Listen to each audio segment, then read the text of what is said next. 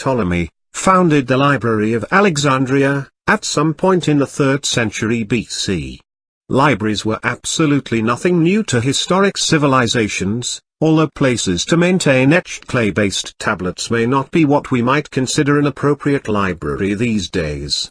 The preliminary objective of the Library of Alexandria was almost certainly to display Egypt's massive wealth.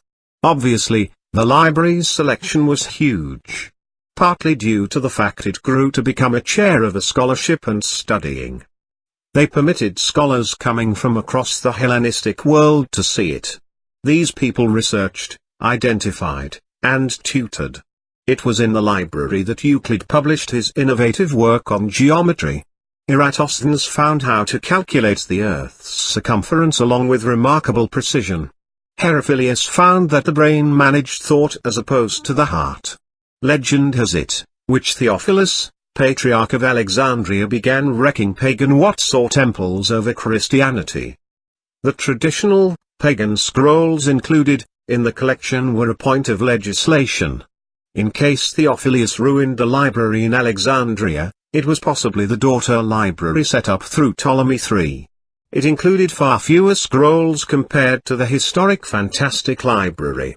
The story plot about Caliph Omar is nearly certainly made up. Omar overcame Egypt as well as supposedly burnt the publications in the library since they are not in accordance with the Quran's theories. The more than likely origin of the fire hypothesis is actually Julius Caesar's activities throughout a war along with Alexandria. Julius Caesar did start a fire to the dockyards of Alexandria. He doesn't claim whether the fire passed on towards the library. However, it's unlikely it did, in spite of certain historical accounts. Library. Nonetheless, scrolls saved in warehouses across the harbor most likely burned, which is probably that Caesar's guys looted the actual library as well as took a lot of scrolls to Rome. However, if it wasn't ruined by a fire and also the initial library is not standing these days, then something must have occurred to explain losing of so many materials. If any one event led to the fast collapse of this library, it is unknown. Contrary to public opinion, it is more likely that mundane issues led to the actual destruction. Things such as time taking its cost on the accumulated knowledge, along with scrolls.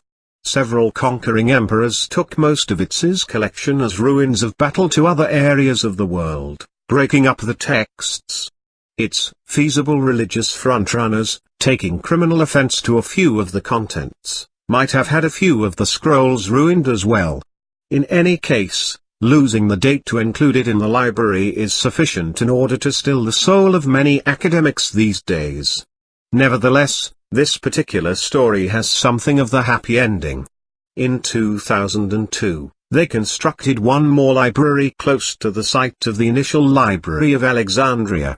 Bibliotheca Alexandrina should maintain the nature of the authentic library. Now, just in case, the new building is practically fireproof,